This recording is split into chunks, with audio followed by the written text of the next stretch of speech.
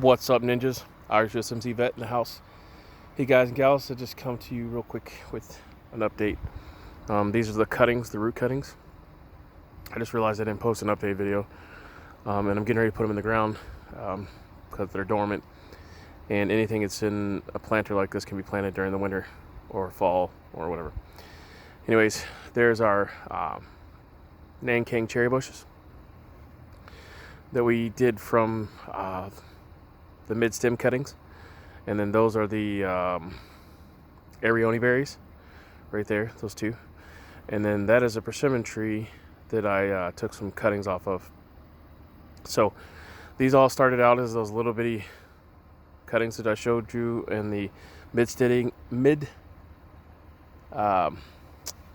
cuttings and the root bud cuttings, and now they're over 14-15 inches tall. So that's how they do it at the nursery, and that's how you can do it too. So just wanted to show you guys and gals that before I put them in the ground. The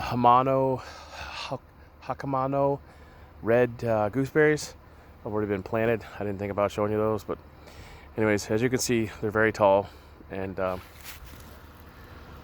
good to go. So anyways, if you want to plant stuff, if you buy a plant from the store and you want 10 of them, go back and refer to those videos, get the rooting hormone, and you can start your own mini garden without having to buy 20 or 30 of them, if you have the time to wait. So anyways, guys and gals, doing the big orchard food forest down here. Can't show you too much. You know, creeper's gonna creep. Anyways, so that's it. This is another bed.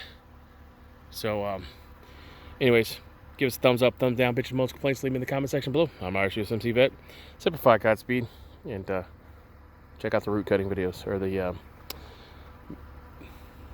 rooting hormone and stuff. Peace.